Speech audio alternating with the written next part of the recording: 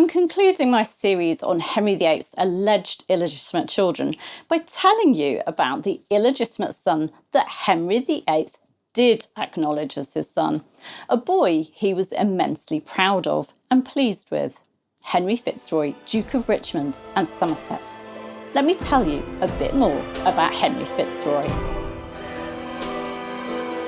Henry Fitzroy was born on or around the 15th of June 1519 at the Priory of St Lawrence in Blackmore, Essex. His mother was Elizabeth or Bessie Blunt, daughter of John Blunt of Kinlet and Catherine Peschel, daughter and heir of Sir Hugh Peschel of Knightley. Bessie's family were related to William Blunt, 4th Lord Mountjoy, who'd served Henry VII and had been made Master of the Mint after Henry VIII's succession in 1509. They were also related to Sir Richard Croft, who'd served Henry VII's eldest son Arthur Tudor, Prince of Wales, in Ludlow as the steward of his household. Bessie's father had served as an esquire of the body to Henry VII and as a member of the King's Spears to Henry VIII. Historian Elizabeth Norton believes that Bessie was about 21 years of age at her son's birth, while Beverley Murphy, author of Bastard Prince, Henry VIII's Lost Son, puts her at about 19. Bessie had made her debut at court by March 1512, and she'd become appointed as a maid of honour to Henry VIII's first wife, Queen Catherine of Aragon, by Michaelmas of that year. Bessie was known for her beauty, being described as the beauty of Mistress Peace of her time, and having the rare ornaments of nature and education. And Murphy states that she was also renowned for her skill in music and dancing. It's not known when she first caught the king's eye, but at Christmas 1514, when 4 masked lords and ladies entered the Queen's chambers with torches and were recorded as dancing a great season, Bessie was the lady partnered with the king. However, that could mean absolutely nothing. What we do know is that Bessie had become the king's mistress by September 1518, when their son was conceived. And that ties in with Catherine of Aragon being pregnant.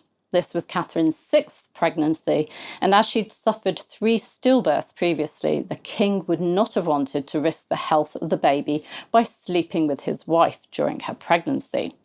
He slept with the mistress instead, and in 1518, that was Bessie. Sadly, Catherine gave birth prematurely in November 1518 to a stillborn son, but Bessie was luckier. When her pregnancy became obvious, Henry VIII's trusted advisor, Thomas Wolsey, arranged for her to go and stay in the prior's house at the Priory of St Lawrence in Blackmore, where she gave birth to a healthy son. Wolsey stood as the infant's godfather at his christening, and he was named after the king and given the surname Fitzroy, which comes from the French fils de roi, or son of the king. And it was a Norman French surname given to monarchs' illegitimate sons. Henry VIII spent some time in Essex that summer, and so would have had plenty of opportunity to see his son, his only son at this point. He must have been delighted with this healthy baby boy, and it appears that he kept Bessie as a mistress, as she gave birth to a daughter sometime between July 1519 and June 1520, before she'd got married to Gilbert Talboys in a marriage match arranged by Wolsey. Henry VIII proudly acknowledged his illegitimate son. Although very little is known about Fitzroy's early life and education, he was recorded as keeping his household at Durham Place, which belonged to Wolsey, when he was raised to the peerage at the age of 6. That year, he was elected to the Order of the Garter, and on the 18th of June, he was created Earl of Nottingham by his father Henry VIII in a lavish ceremony at Bridewell Palace. As Beverley Murphy points out, not since the 12th century, when Henry II had made William Longsword Earl of Salisbury, had a King of England raised his illegitimate son to the peerage. But there was more to come. The boy, flanked by the Dukes of Suffolk and Norfolk, re-entered the chamber to be made Duke of Richmond and Somerset. This lavish ceremony was followed by feasting and disguisings as the king celebrated his son's elevation. Historian Susanna Lipscomb points out that there were only 2 other dukes in England at this time, those who'd accompanied him into the chamber. And so by giving him a double dukedom, Henry VIII was making his son the highest ranking peer in the country. Richmond was a title associated with the Tudors, with Henry VIII's paternal grandfather Edmund Tudor having been Earl of Richmond. And John Beaufort, father of Henry VIII's paternal grandmother, Lady Margaret Beaufort, had been Earl of Somerset. John Beaufort was, of course, the illegitimate son of John of Gaunt, son of King Edward III. The dukedom also made Fitzroy very wealthy, as he was endowed with lands whose revenues amounted to £4,845 in the first year, which is the equivalent of nearly £2 million in today's money. It also meant that the boy would be self-sufficient and wouldn't have to rely on money from his father every year. He was also made Warden General of the Marches towards Scotland, that is to say, head of the Council of the North, and then a month later he was made Lord Admiral of England. Due to his northern appointment, he was set up in a ducal household in Yorkshire, residing at Sheriff Hutton and Pontefract. Beverley Murphy writes of how he was given an excellent education under the tutelage of men like John Palsgrave, Richard Crooke and William Saunders, learning Latin, Greek, French and music. But it's said that he preferred outdoor pursuits, just like his father really. Palsgrave reported that in his early years, Fitzroy had a lisp, commenting that he hoped that the loss of his milk teeth would see it clear up. His father, the king, kept in contact with his son, writing to him and sending him gifts, such as a gold unicorn horn decorated with pearls and turquoise. And he also sent him medical remedies to keep the boy in good health. When Henry VIII raised Fitzroy to a double dukedom, was he considering legitimising his son at this point? Well, it's hard to know. Catherine's last pregnancy had been in 1518, and the couple's only child was a daughter, Mary, born in 1516.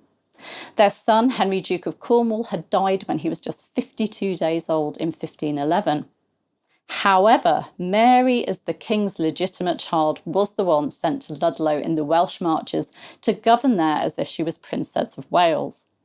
Fitzroy may have been a double duke, but Mary was a princess.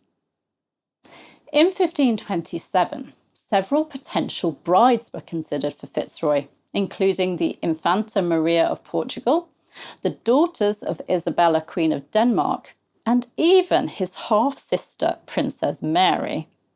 However, these plans fell through when King Henry VIII became preoccupied with seeking an annulment of his marriage to Catherine of Aragon. In 1529, Fitzroy was made Lord Lieutenant of Ireland, heading a council made up of the Archbishop of Durham as Chancellor, Patrick Birmingham as Chief Justice of the King's Bench, and Treasurer John Rawson. And this council would actually rule in his name. Henry VIII had actually been appointed in this position by his father when he was just 3 years old, so it had just been a titular position. But there was speculation that Henry VIII was grooming Fitzroy to be King of Ireland. In that same year, Fitzroy was also summoned to Parliament. From April 1530, when Fitzroy was 10, he was moved to Windsor to be educated alongside Henry Howard, Earl of Surrey, the son of Thomas Howard, 3rd Duke of Norfolk. Norfolk had taken over Fitzroy's care following the fall of Cardinal Wolsey. In October 1532, Fitzroy accompanied his father, the king, and Anne Boleyn on their trip to Calais to meet Francis I of France.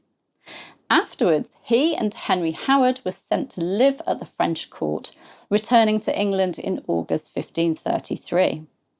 On the 26th of November 1533 at Hampton Court Palace, Fitzroy married Mary Howard, sister of his friend Henry Howard and daughter of Thomas Howard, 3rd Duke of Norfolk.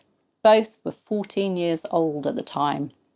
The wedding appears to have been a relatively quiet affair, with no mention of it by chroniclers Edward Hall or Charles Risley, and only a brief reference by Imperial Ambassador Eustace Chapuis in a letter to Charles V.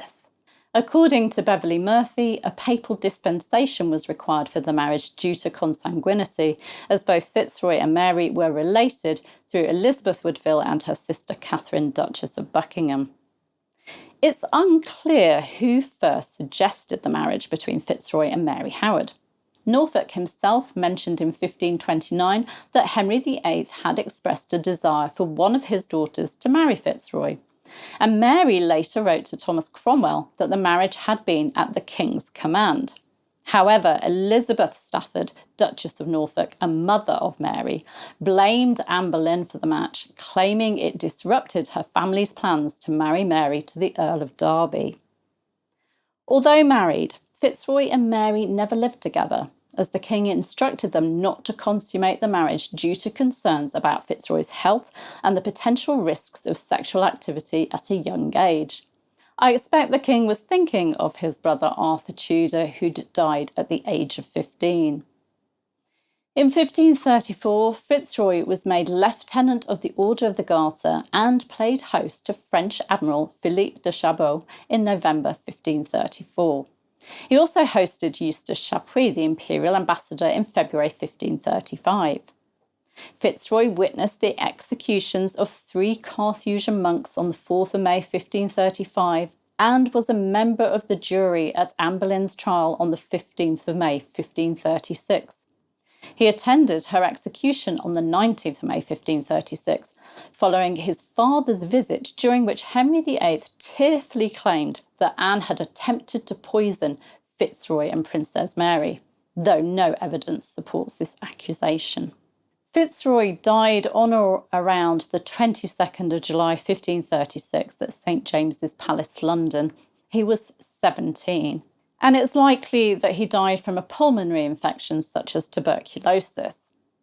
Although he'd been well enough to attend Anne Boleyn's execution and also Parliament in early June 1536, by the 8th of July he was reported as gravely ill by Eustace Chapuis, who described him as consumptive and incurable. Devastated by the loss of his only son, Henry VIII left the burial arrangements to Fitzroy's father-in-law, the Duke of Norfolk. Fitzroy was buried at Thetford Priory in Norfolk, though his remains were later moved to St Michael's Church, Framlingham in Suffolk, following the dissolution of the priory. His wife Mary never remarried and was buried alongside him after her death in 1557. Now, this has been a rather potted history of Henry Fitzroy. If you want to know more about him, then I'd highly recommend Beverley Murphy's book, Bastard Prince.